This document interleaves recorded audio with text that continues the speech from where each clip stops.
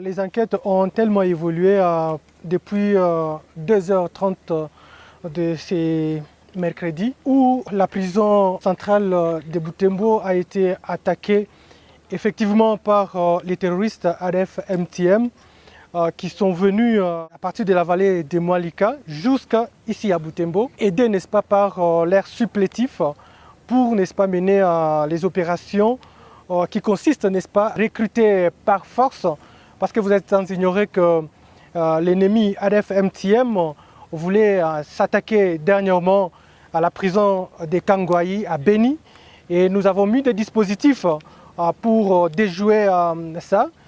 Et malheureusement, l'ennemi a changé l'option parce que tous les ADF arrêtés à Beni ont été transférés dans d'autres provinces. Donc à Beni, il n'y a aucun ADF, et ADF a eu ces informations, et voilà comment ADF a jugé bon de venir s'attaquer à la prison de Butembo pour, n'est-ce pas, récupérer un certain Kizito qui était déjà ADF connu, arrêté ici, et aussi 12 femmes des ADF qui étaient ici, qui étaient, n'est-ce pas, dans un processus d'être évacuées ailleurs.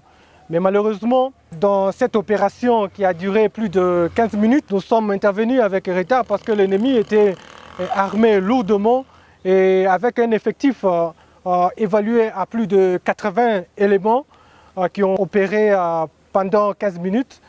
Ils ont réussi à casser la porte de la prison et faire évader les prisonniers. Du côté des femmes, parce qu'il y avait vraiment la sécurité, parce qu'on était sûr que c'est là où il y avait les femmes des ADF. Ils ont utilisé la mêleuse, n'est-ce pas, pour casser la porte et faire sortir les 12 femmes ADF, et ils sont partis. Mais nous, en tant que forces armées de la République démocratique du Congo, nous avons déjà arrêté plus de 115 évadés, prisonniers, qui sont déjà là, dans la prison de Butembo. Nous avons neutralisé 5 terroristes ADF-MTM et nous avons récupéré 3 armes de guerre. Vous avez vu la mention écrite en arabe sur l'une des armes des ADF, écrit Allah Akbar Bismillah Rahmani Rahim, ce qui signifie Dieu écran, au nom de Dieu, tout miséricordieux et très miséricordieux. Donc vous allez comprendre que effectivement il s'agit des ADF-MTM, et comme dans ses habitudes,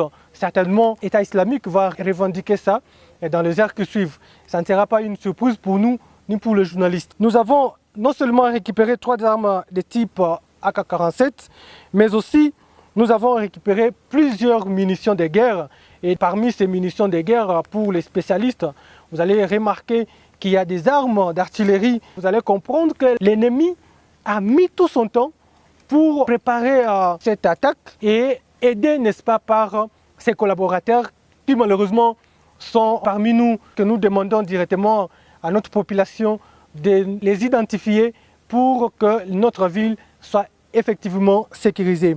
Du côté des forces de l'ordre, nous avons perdu 2 policiers qui étaient des gardes, et pendant que l'ennemi était en fuite avec ses évadés, il a forcé un civil pour transporter les biens volés en route, bien sûr, et ce détenu a refusé, il a été exécuté. Nous avons capturé des terroristes ADF-MTM qui sont en train d'être auditionnés. Dans les heures qui suivent, selon l'exploitation, nous allons passer encore une fois dans le média pour vous dire s'il y a l'évolution de la situation sur le terrain.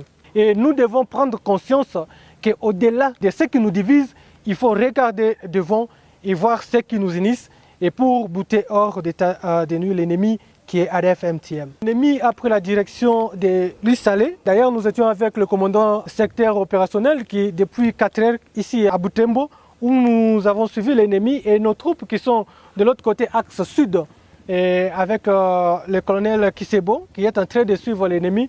Et nous pensons que dans les heures qui suivent, vous aurez le résultat sur la suite des opérations sur terrain.